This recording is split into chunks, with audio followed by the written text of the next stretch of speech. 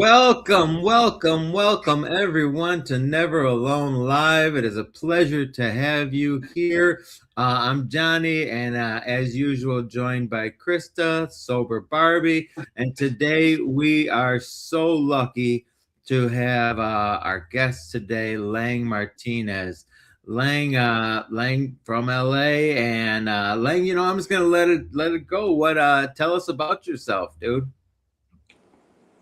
You said a 10-second intro. That was like 2 seconds. You're already cheating me, and we haven't even kicked this off yet. As if this is the way it's gonna be.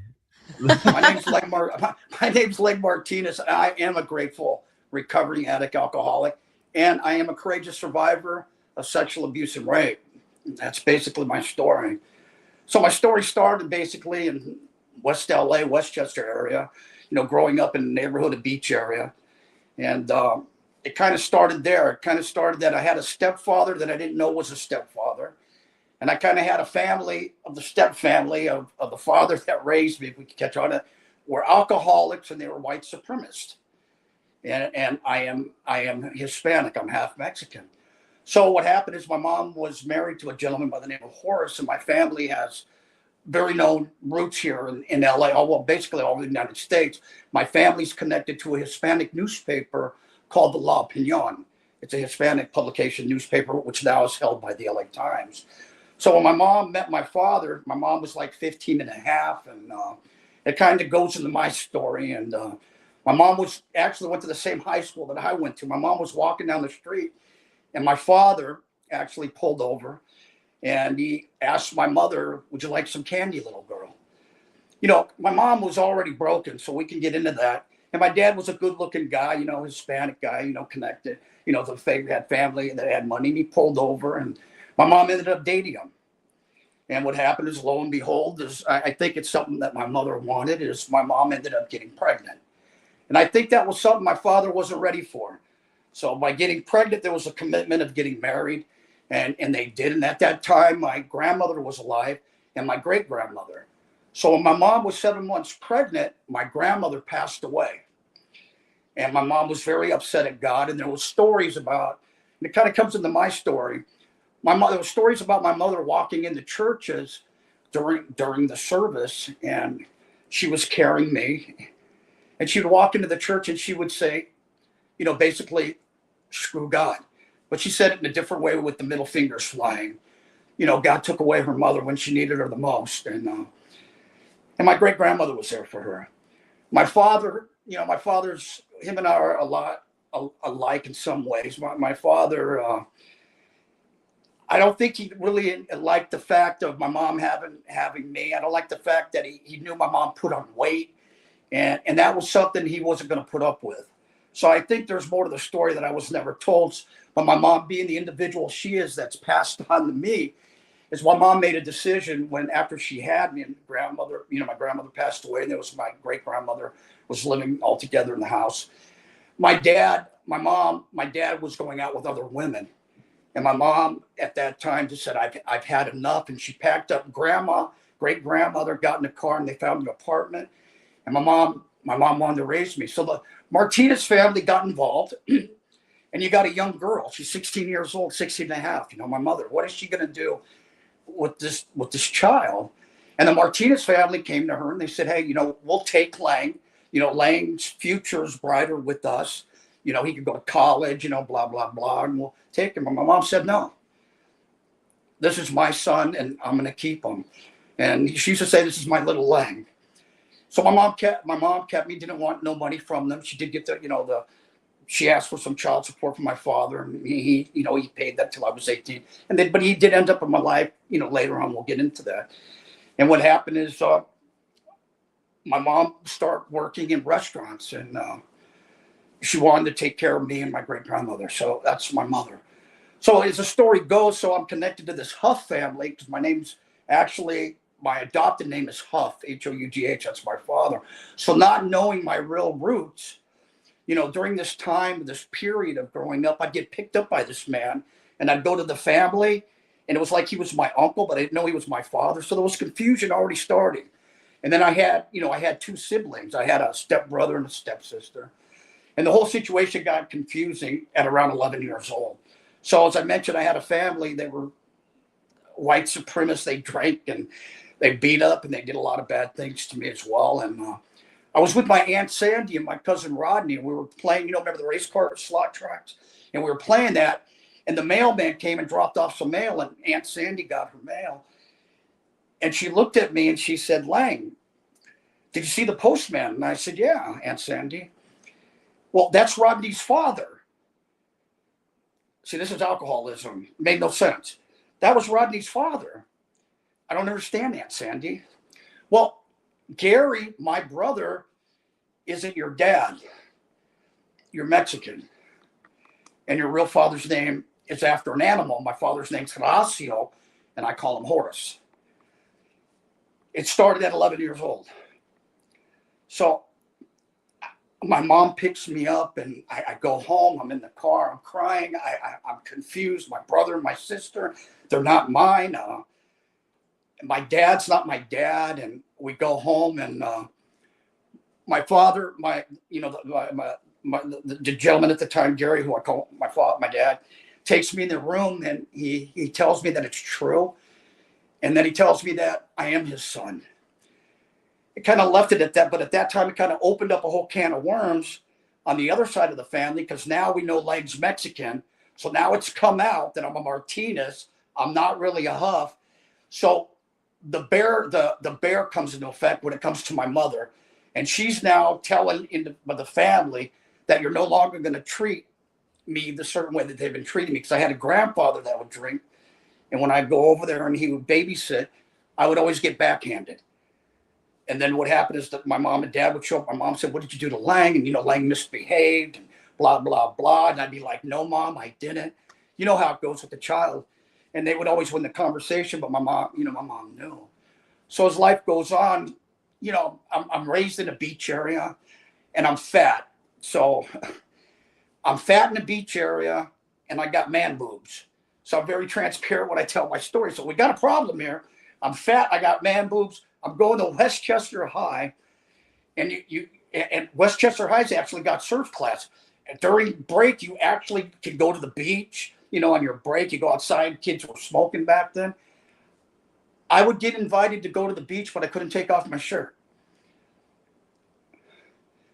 I couldn't take off my shirt. Now I was made fun of, and the girls weren't looking at me, and I'd see my friends, talking to them, and the family's already broken, and then one day, time goes by, a couple of years go by, and then it happens. My friend John, he's telling me we're in high school, so I'm playing sports, got the situation going on, houses, it's not happening. And my friend John Wilson comes up to me and he says, like, I've been trying these, and they've really been helping me on the varsity team and in sports, blah, blah, blah. Look at all the weight I lost. And I said, what are you doing, John? And he said, try one of these. So I don't know if you remember back in the day, they used to have what they call black beauties. They had black beauties and they had cross tops. So the black beauties, a lot of women were taking those and stuff like that. That was for, back then for weight loss. So the black beauties, I started taking the black beauties. And next thing I know, I'm losing weight. And all of a sudden, girls are paying attention to me. So I go off and I got this car and I shoot to the valley. I'm going to cruise Van Nuys Boulevard.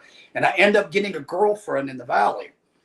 And her name was Debbie, and she was Jewish, and that wasn't going to happen. Especially that kind of family, but another breakdown. And my family, it kind of went from there.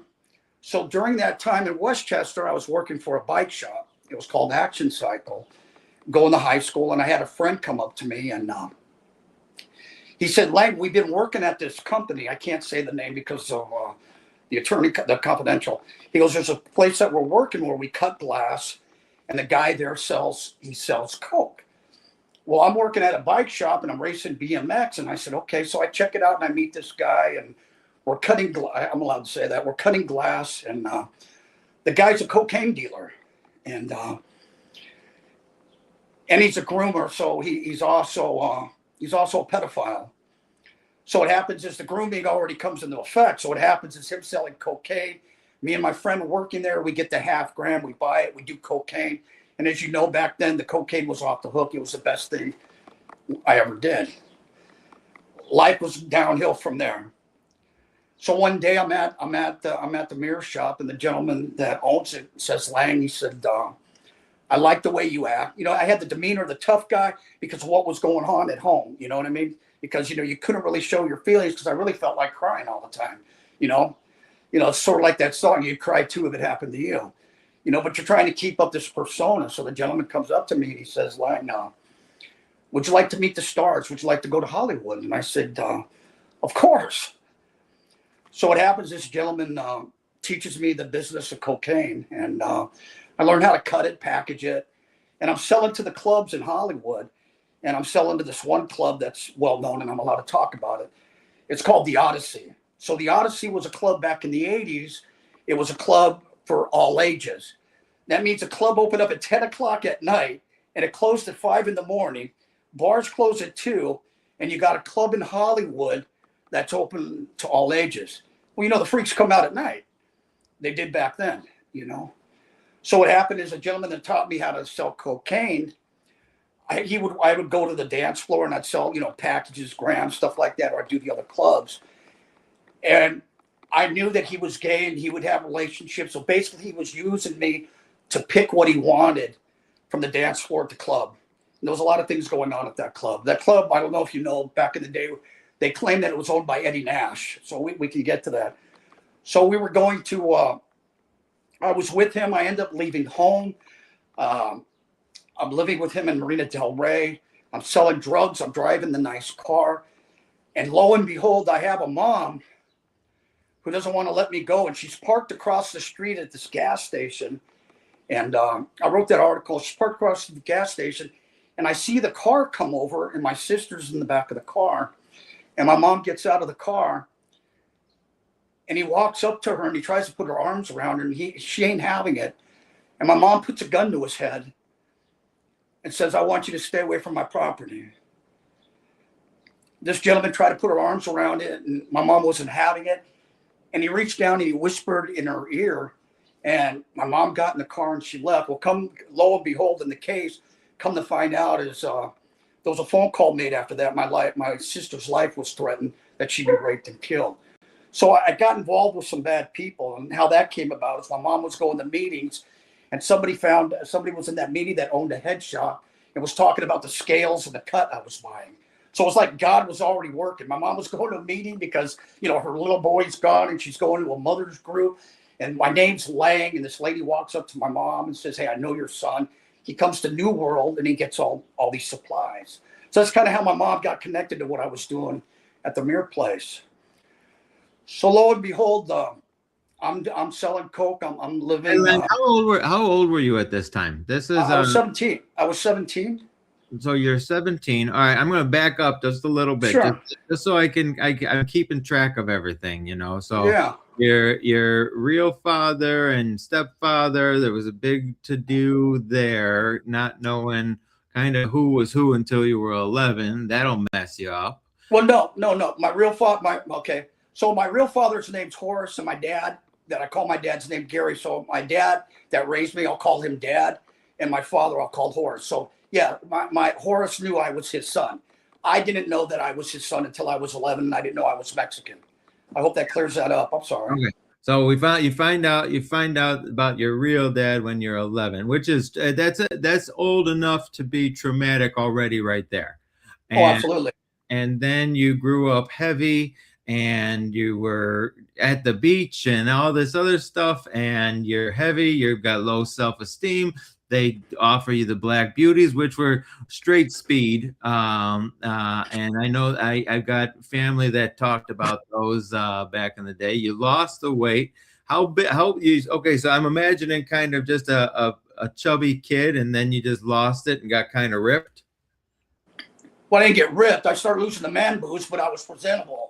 Presentable. You have to go there, okay, I've never been ripped, and if I said I've been ripped, and you'd have somebody text you, Lang's always been fat. I'm okay with that. Okay, we're presented with that, but this, I mean, whenever we hear a story, right? We all got a story. Everybody's got a story, and we've all got trauma, and we've all got self-esteem issues, and absolutely. talk about this a lot. And Right. so thank you for sharing all this with us. So you're 17, you're at an all ages club, and you're slinging already. Your dealer and your mom get into it, and mom sounds like she's had your back since day one. Oh yeah, we'll get to that, and that'll blow your mind. But yeah, she's had my back since day one. My mom passed away back in 2010. But Uh, we can talk about that. Yeah, okay, so you're set. We'll get back to the story. I just wanted to clarify and make sure we were on the same page. Uh, yeah. all right, so you're 17, you're slinging at the Odyssey, and We're slinging at the Odyssey, and then the gentleman that he was basically what you call my handler, because what's happening is I'm a minor. I am able to sell cocaine. I'm selling quantities, and if something comes down, I'm a minor, and I knew the rule. It's mine. And back then, you know what? Okay, and they would just take it off the adult, and your mom come pick you up, and it would never go. So what happened is, I'm 17 years old. It's in February, and he tells me about a concert that we're going to go to this concert in the Forum, and that the gentleman that's my handler that I'm selling cocaine for, his sister plays bass guitar. He plays studio guitar. Well, at that time, Cher was going out with Les Dudak. Well, Cher was married to Greg Allman, and then after that, she was dating a few, and then she was going out with a gentleman by the name of Les Dudak back in 1980, 1981. Well, Les Dudak had a band that was called Black Rose, and what happened is Cher was the singer.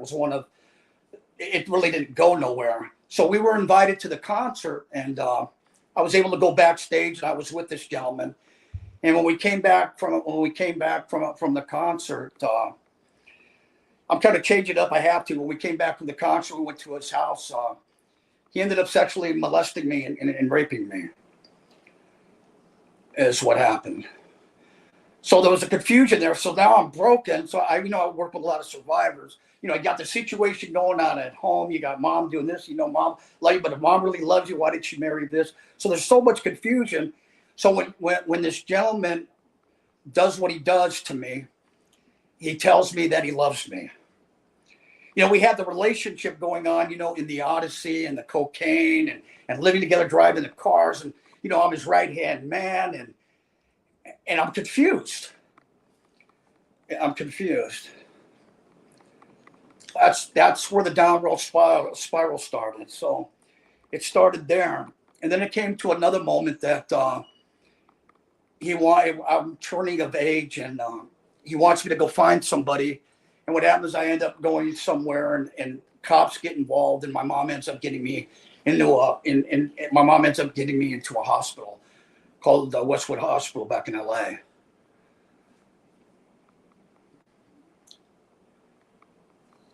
this has got to be hard to talk about, Lang. This is extremely traumatic, and you're underage and being fed drugs and then assaulted. So the downward spiral begins, and I mean, if you go back through your life, it sounds like the downward spiral started a long time ago, but this was the beginning. So you Well, went. this was the beginning of what I call stronger than my silence. This is where you keep your darkest secrets. See the things that were going on and what was happening to other people. It just wasn't real. You try to put it off in your head, so it was like back there in my memory for all those years. Because during this thing, the destruction just went completely, and I really couldn't figure out, and I didn't know why. The addiction. After that thing happened with him, and I turned 18 years old. You stop doing the blow. We weren't really talking about addiction back then. As far as the cocaine, there was mental health issues.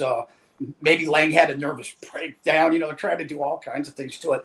But what happens is life goes on, and I ended up meeting this other girl, and I start using cocaine, and the next thing you know is I'm committing crimes. And I'm going to prison.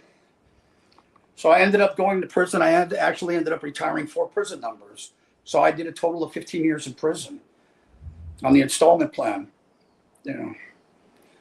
So I mean, life is just it was bad in the beginning. But when you say that, you use the word never alone recovery. I was really never alone because God was always there. And the funny thing about it is during that time, going back to that and the destruction, and all that, and getting later in my years and being homeless, I used to stay at churches, because I thought God forsaken me because, I did have sobriety a couple times and then end up homelessness and losing businesses and losing family. I would sleep at churches because I wanted God to see what he did to me. I wanted God to see what he did to me.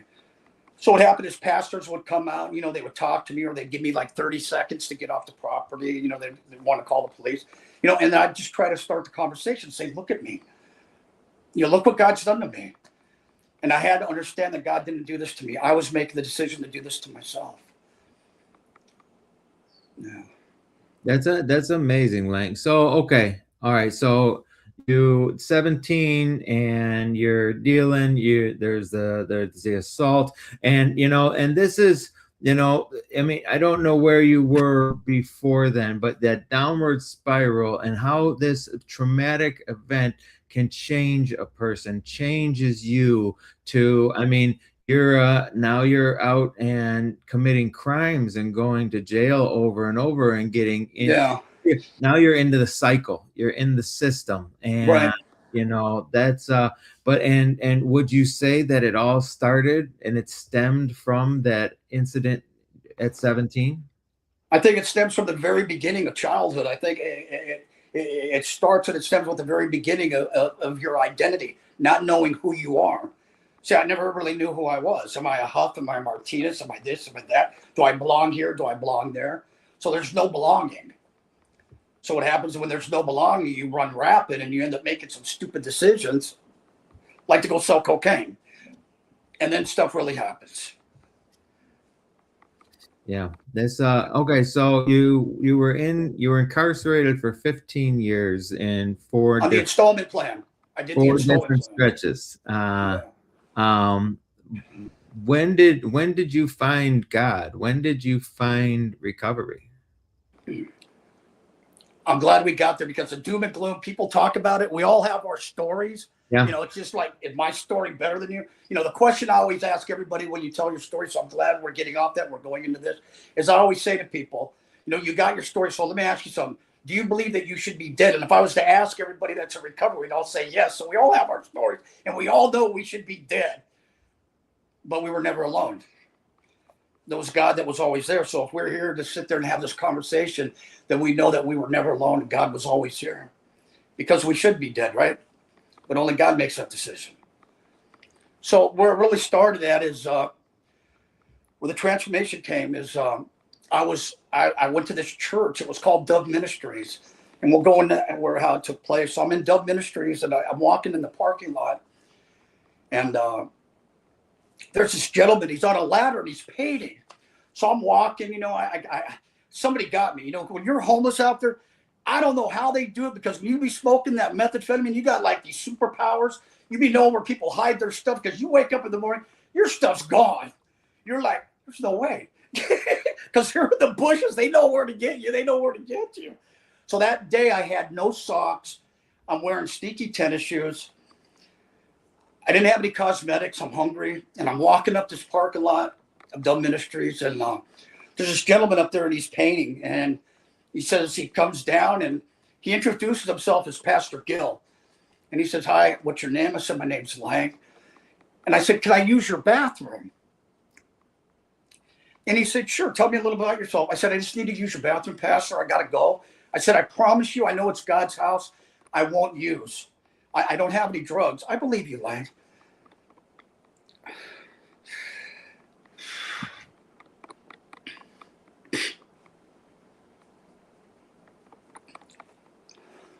I still can't tell the story.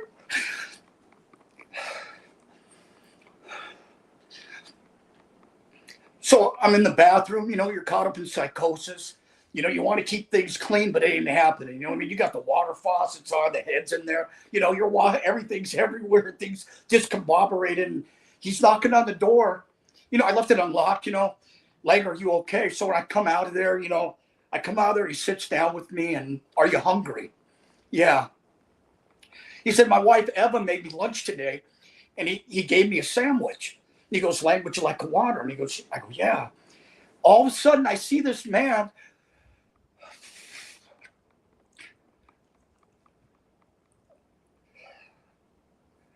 I'm sorry. It's okay, Lang. Dude, this is Yeah. the fact that you're emotional about a moment in time that is probably of your ultimate gratitude, and that's this is amazing. Yeah. So there's been a lot of people there. So he feeds me the lunch, and I see him, and he's taking off his tennis shoes, and he's taking off his tennis shoes, and he's taking off his socks.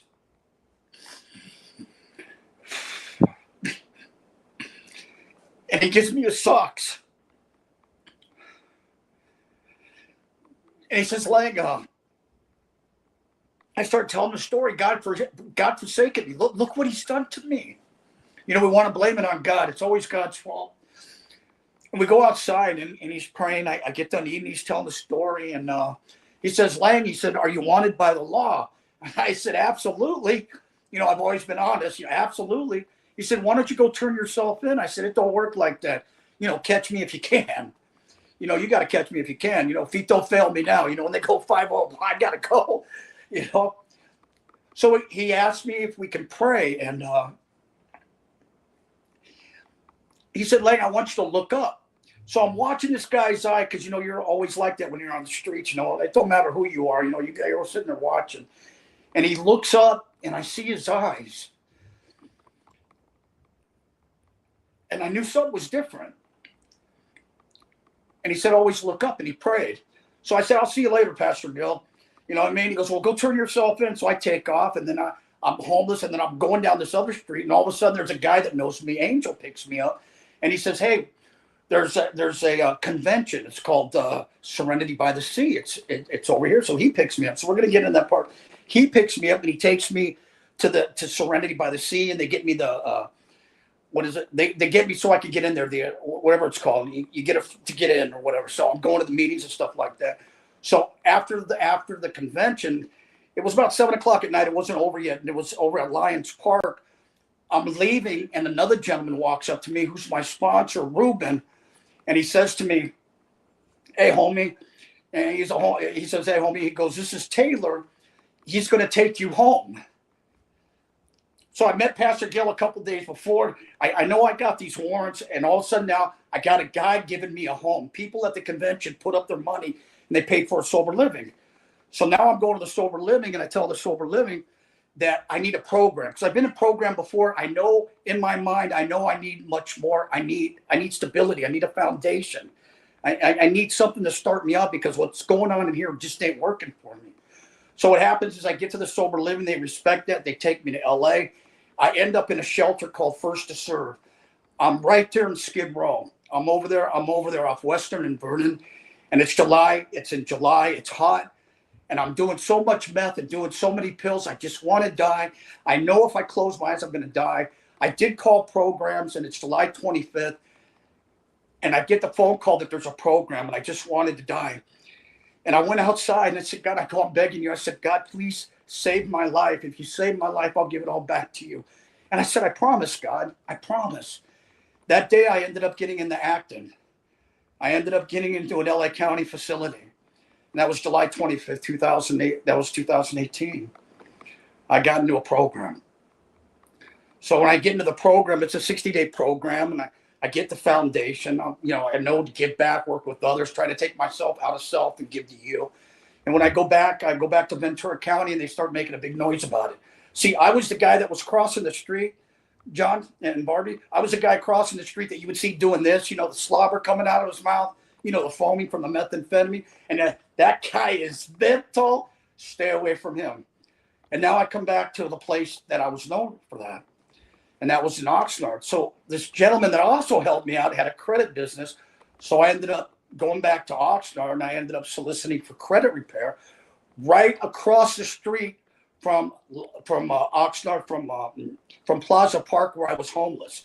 In the office that I was working in, you'd look across the window was the same trash can I lived in. And this guy gave me a job. So one day I'm there. I get out of the program. I want to meet, Pastor Gill. So I ride a bike to Pastor Gill's. He's not there.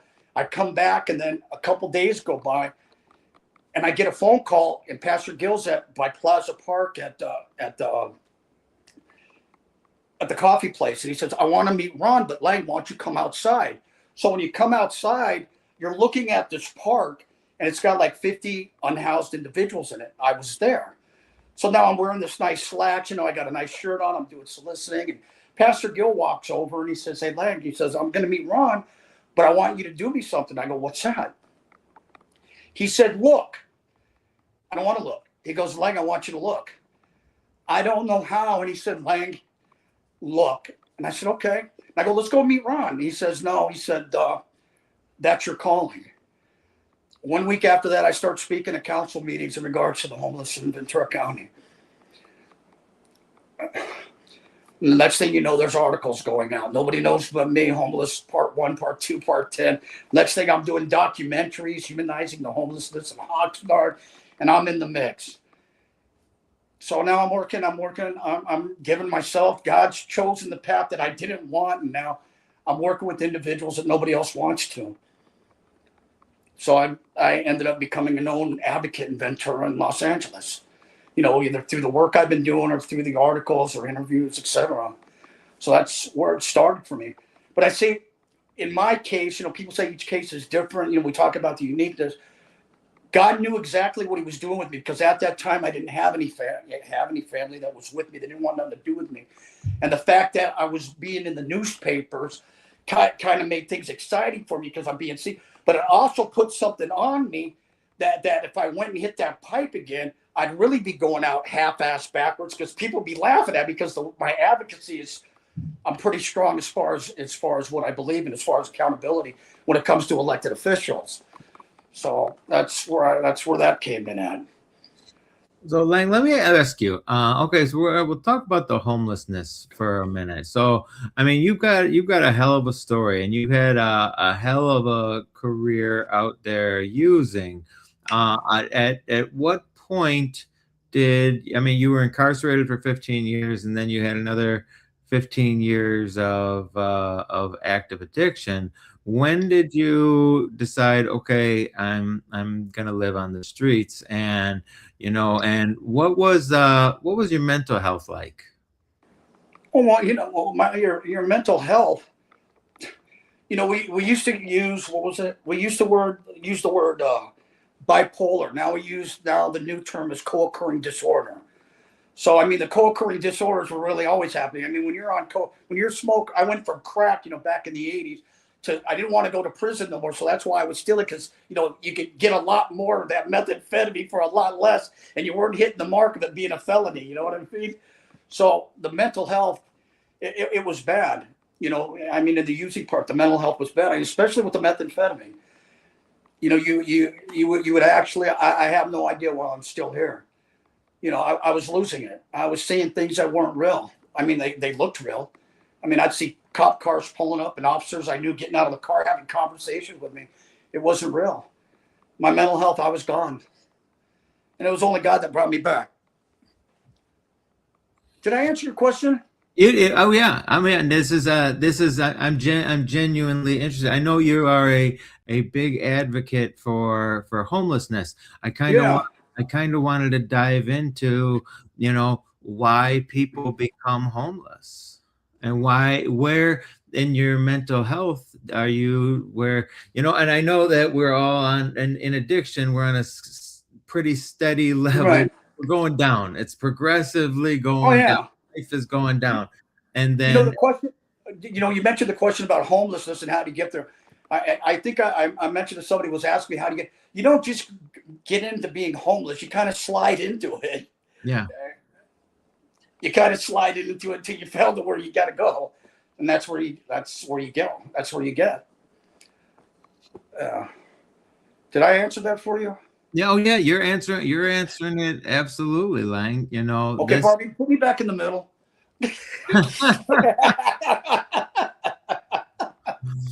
And Krista, if you want to chime in here, because Krista's got her story. I mean, everybody's got a different story, and yeah. you know, God comes to us in miraculous ways. He really does, you know. And Lang, I mean, even though the first meeting with Gil might not have led to your sobriety, it led to God. Krista, you know, her last drink. Well, I'll let you tell it. You know where I'm going with this. Your story is it's a little more extreme than mine, but I can relate a lot to a lot of it. And like a lot of um the childhood stuff, just not knowing who you were. It doesn't necessarily mean like you don't know who your parents are. You just Yeah. don't know as a child your identity and like what what are you supposed to do? You're kind of and you don't have good direction and um being kind of a newer mom myself, I'm watching it in my children, you know, trying to Right. break the generation Oh curses and yeah. all that. Is it's wild to be in this mental space now raising kids, Right. but if I was still in those days, but your story's so similar and it's so beautiful. And I had a mom that tried to save me, you know, and I didn't want to be saved, and I got in with the wrong group of people, the Yeah. wrong group, and I got Yeah. sober in jail. And I had an angel like Gil, he was an Yeah. attorney, but he came in and your story is just it got me on the edge of my seat right now. And I love that we're focusing on the solution part. And I go to town council meetings and I put my public comment in, and Oh, you I do? think Okay, there you we're a go. lot of like I love it. I love it. And it's just it's beautiful because God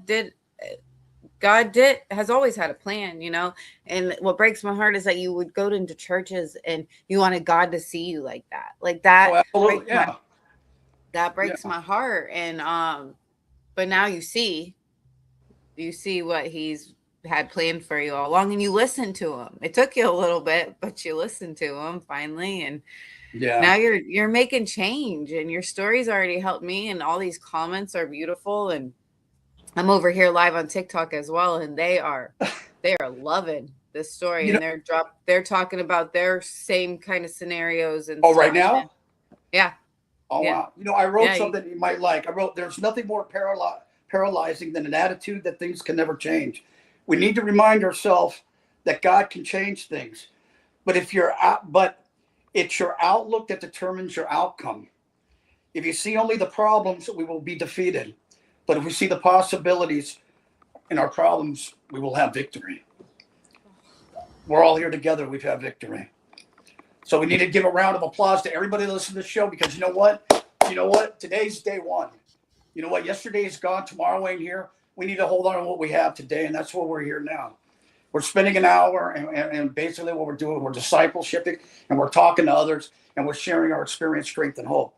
And we need to know that there's only one true individual that can do that, and that's a complete surrender to one person. That's our Lord and Savior. And to me, that's God. You know, I get a lot of pushback, like in program. I'm very, you know, when I introduce myself, my name's Lang Martinez. I choose not to be anonymous. You know what I mean? Because how are you going to find Lang M? You'll probably find me. I did a lot of crimes, so you'll know who I am. But you know, how are you going to find Lang M? So when I speak at meetings, we get caught up in this God stuff. But you really have to understand what AA is really about. They're trying to get you to the concept of the God, because that's originally how it was written. I mean, how many times does it say God in the big book of Alcoholics Anonymous? You know, bring it on. You know what I mean? Talk to me. mm-hmm. You know, always when I'm talking to Lance or something like that, we get the conversation and I bring something up, I go, and? And? Yeah. Lang, Hey, is it okay to do a shout out? No, Yeah. absolutely. Go ahead. Yeah, shout I it gotta out. do a shout out because I'm sitting here looking at myself. My hair, it's kind of messed up. No, I didn't do anything, John. I'm okay. And I'm looking at my teeth, and I just want to thank Lasting Smiles for making this possible. So, that story is a whole nother story. And God came in, because what took place here, I could never afford. This actually happened because of a God story. So if you're listening to this, if you keep putting yourself out there and you make yourself available and you continue to give back what God's given you, things are unlimited. This should never happen. And I mean, it does sound like commercial, so I am doing a shout out and I apologize. But Nima, for what he did for me, I'm sitting here looking at it, and this is the first interview I've ever done. If you looked at you Googled me, you could see all the photos of me. and it's like I'm that prison convict. You know what I mean? I'm like this. You know, you never see me smiling. You know, and so when I'm sharing a story, I've actually had individual people go to other people say, "Hey, Lang just got done sharing a story. What amazing a story!" He goes, "The dude don't smile." I know. Is he really happy? Does he really have sobriety? Or can he let go of that yard mentality? So this is the first show I get to look at your beautiful face. I'm not talking to him, and I get to smile and see the smile of God. I love it. Don't And go I there, would be John. smiling too. Oh, But yeah, but I mean, you know what happened was I started telling them that I wanted to go into schools. You know, the other stuff that I do, to be honest, I'll always do there. You know, always make myself available. But I really wanted my dream, and we're working on it, is to go into schools and to be able to share my testimony. You know, people ask me what my goal is. My goal is to walk in somewhere. You know, I've done schools, but to be able to be on something to where somebody walks up to you and say, "You know what, Mr. Martinez, you're 62 years old. You may have this. You may have this. You may be in the pay. You may do all this, but you know what? I don't want to grow up and be like you because I think you're a loser." And I'll be like, "Praise God, I did my job." I hope that makes sense.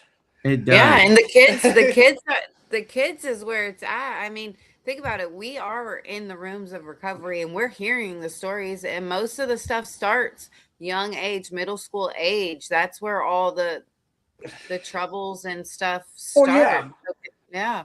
Oh yeah, it's bad. You know, I'm working with an educator right now because of my. You know, I'll be working with educators. His name's Rick, and he's telling me the thing now is the vaping. Oh, by the way, when I got the teeth done, because I'll be going in and I talk about, you know, as far as, you know, don't vape. I didn't want to be a hypocrite, so on March 1st, I stopped vaping. Congratulations. That's the hard thing. My wife said to me, and Nima said to me, the guy at Lassie Smiles, "We're not going to help and do this for you. You need to stop vaping, dude. Have you read the chemicals in there?" I said, "Okay." So God's kind of taken that way. Do I wish I could have a puff every now and then? Yeah, but it's been good so far. So I quit vaping in March. So now when I tell the story, I can tell the kids, "Hey, I know exactly where you're at. I just stopped in March. So why can't we make a commitment? Let's stop today." You know what I mean? Yeah. And it took that many years to quit, you know? Oh yeah. Well, you know, I quit smoking. And then yeah. I'm gonna hit you with something that kind of change up if people are listening. So I got sober July 25th, 2018. I don't call it sobriety. I call it a surrender day because we all fall short in the eyes of the Lord. You know what I mean? So if I did something, I'm not talking about a relapse, but if you do something, did you fall short? So did you slip it? You know what I mean? So my surrender date to make the commitment, you know what I mean, to my higher powers, July 25th. But it is my sobriety date, but that's what I say when I'm talking to the other, you know. So there's a thing with God now because we were just talking about that. So I'm kind of changing up now. About a year goes by in my sobriety, and this lady says to me, "Lang, did you ever read your mom's obituary?" So I tell her the name of my mom, and she finds my mom's obituary, and there's a little girl there. So the lady says to me, "Take my phone and go outside and read it." See, I've always had doubts. We have always had doubts because of what's happened. We always want to blame somebody else. And it kind of came to an end right there. I go outside and I read my mom's obituary. On my mom's gravestone, it says 2010, and I had 7 days left in prison. They wouldn't let me out. So I go outside and I read the obituary, and this will lead into the recovery. My mom died on July 25th. I never knew what date my mom died on. I get questioned all the time, whether it's a newspaper, a journalist, somebody from the program will say, because, you know, we're liars. You know what I mean? That's what, you know, we lie. We're addicts. Lang, you made up that story. I got into a county facility on July 25th. Only God orchestrated that. You know, you were talking about my mom. I knew that my sobriety, and I knew that God was real. So when people say to me, "You can't taste it or smell it," I've seen it. When I read that my mom died on July 25th, and my sobriety date's July 25th, 2018, that was only orchestrated by one person. I knew right then and there that God was real. And I knew what I had to do, and I knew what I had to continue to do, and that was continue to keep giving back. See, you guys, you know, I kind of talked to somebody about the podcast. You guys are giving back. And you know what? It's not about it's always to give back the gift that you've been given. And when you do so, you find out the God's miraculous. He will do things if you continue to serve those. Yeah. It's amazing, Lang, because it is miracles, and we are all a bunch of miracles. And Yeah. to believe in God is to believe in the supernatural. To believe that Jesus Christ died and was raised again 3 days later is to believe in the supernatural. And it's awesome because when you believe in that, you open your eyes to miracles, and that eye opening, it opens your eyes to all the miracles, and we're able Yeah. to look back at our life where we see things that might have been negative, that might have been bad, but we see it Yeah. as a miracle, today, because Yeah. hindsight is 2020. And being able to witness all the miracles, and that's the best thing about this platform that Krista and I have, is we get to Oh man, talk, I honor you. we What get you're to giving back. we get to talk to people, and we get to hear about their miracles. I mean, Lang, an advocate for homelessness, which is so admirable.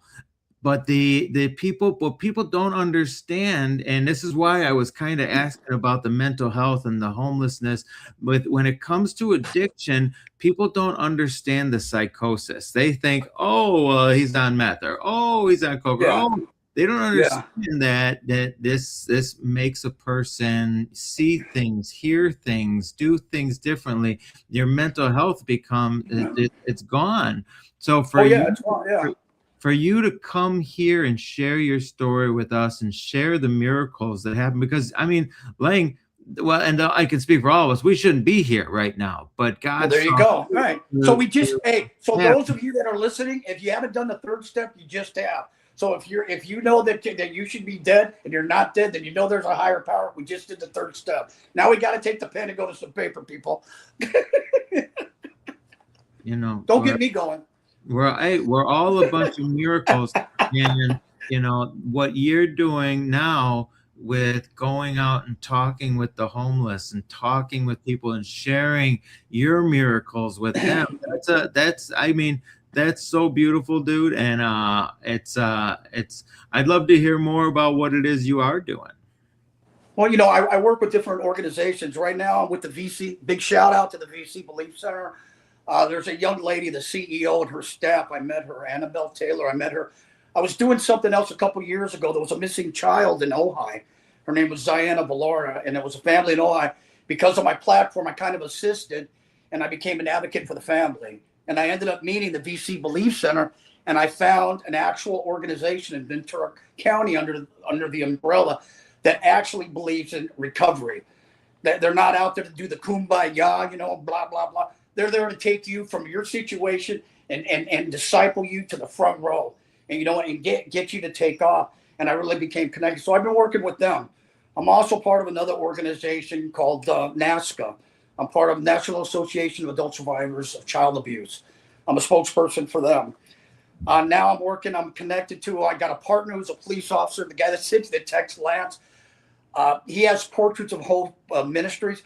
You were just talking about, the mental health and what people see, a little bit about that. How him and I met is I saw his Facebook page, and he goes out there, boots to the ground. And he was doing it even as a police officer, and he would meet these individuals and talk to them. And you can look up at his page, and he would write their story. So what you were seeing wasn't really what's there. And what he would do is he just put out something with this couple that he met out there in Fresno. And what he did is he wrote the story, because there's always a story behind the doom and gloom that we look at, and I'm not that person that puts that out there. But yeah, I mean, it's a bad situation there in house, especially the mental health and all that. I can just go on and on and on. If you keep looking at me, I keep rambling, then I don't make sense, John. Say something. This is awesome. I Look would at my definitely hair. I think it's great. John won't say anything about your hair. What? But I definitely want to link up with you on the stuff with the children, all those national agencies and stuff you work with. Yeah. I want to do more. But also how you have God layered your sobriety day on the day your mother's passing. Like I have a similar story too. Yeah. I got sober on my sister's birthday. My husband ended up getting sober on our wedding anniversary and my daughter's birthday. And it was the day I was saved by Jesus. Like, I got to see it to believe it. And he's showing us. He's showing us. And There you it's go. beautiful. Yeah. I That's love awesome. it. We have so much in common. I love it. Yeah. Recently, being the low, I got married last year. And just to share, like we were talking about Pastor Gill, I'll tell you what the story. Pastor Gill is the pastor that married me and Laura.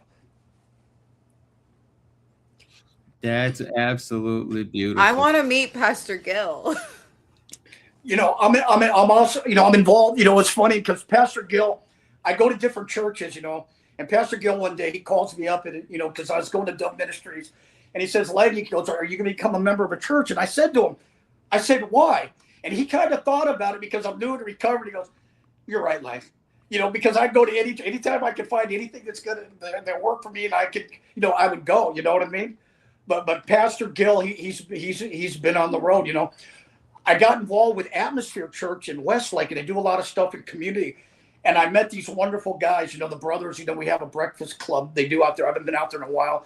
And I got a friend, Chris, and I ended up meeting all these people meeting these people at church. They do community, so they do outreach. And that's where, I introduce, VC Belief Center to Atmosphere. It just goes on and on. That's what we do. We introduce each other to those that do what we do. That's how we keep what we got. Otherwise you're going to lose it. So I ended up doing that. And then, where was I? John's staring at me. He's messing me up. Your Gil married you and Laura. Yeah. So I'm a member at Atmosphere Church. I end up meeting a group of guys. So it's in Westlake, so a higher echelon of people. You got Lang Martinez, broken, you know what I mean? And I meet all these swell guys. I said, "Hey, I'm new in the Lord, and I just need help, and guidance." And I met all these wonderful guys. My wedding planner planned and did events for the president. God gave me that. We had a wedding planner. The house I got married at was Chris Eckstein. I'm part of Market Street Production. His house in Thousand Oaks, the backyard had 400-year-old oak trees. I mean, we had this beautiful wedding. Laura's never been married, and this is something, she's 62, and to have this and the gift that God did with all these people that believed in me and that are there for me, and these are the things that happen. Unbelievable. Unbelievable. Their story is so great, and I really hope that anybody who's listened today has experienced some of the hope that you give out, because man, you are a walking, talking miracle, brother, and I love you. We put in in the comments, anybody who wants to find Lang, his Facebook, his Instagram, it's linked here. I want to thank you again, Lang, for coming out and sharing with us your experience, strength, and hope. You've got so many different articles that are published about you. All you got to do is go Google Lang, and you're going to Google them. Can I read something? Can I read something? Then I know we're running out of. Can I read something? Yeah. Sure. For you, it said, "I'm very tired of hiding and living in isolation and inner fear. I'm tired of inner shame that never seems to go away. I'm tired of thinking that I don't deserve to be happy. I'm tired of carrying the burden and blaming myself for what happened, resulting in a life of self-punishment, self-shame, and pain. I want to be free, and I want to be unashamed." That's where we have to let go of the gold and know that we played no part in certain things that have happened to us. And then there's a gentleman, I think it's something recovery. I know he's going to get mad at me. I don't know if you know a pastor, Ian Faulkner, but he's connected to you, and he wrote, "When we recover loudly in Christ, we contribute keeping others from dying quietly without him." And that's something that was written by Ian Faulkner. I've been meeting this guy up there at Mission Church out in and he runs a program out there. And this guy's great. And we've been in contact. And this is something that he wrote. And I told him, I said, when I get on the show, I saw that he was connected to you. And I said, I'm going to read that. And I said, that's so awesome. Yeah. That's tremendous, Lang. And everybody's connected to Krista. She's the most popular. No, we got to go visit him. We got to go. I'm in. And I need to meet Pastor Gill. I need to meet him. Okay. And then hey, if John comes out, we play that, that song, we better be starting something. We better be. Yeah. Lang, dude, I'm telling you, this has been phenomenal. Thank you again for coming out, for sharing with us. Thank you, everyone, for listening, for comments, and this has just been beautiful today. Krista, you got anything you want to share to end with? I always say this is the best episode, but this is, and I'm so grateful. I'm honored that you came on here, Lang, and No, your I'm honored. And you know what? story. I would like to do, if everybody that's listening, I want you to stop right now and give everybody a round of applause for being here and listening to the show and staying 1 hour sober. And you know what? Thank you for being a part of my gift. Thank you. Yeah. And thank you guys so much. And thank you, John. Oh, Thank this you, was Lang. such a great afternoon. I got so much out of this. This has been tremendous, and thank you, everyone. And we will see you next week. Thank you so much.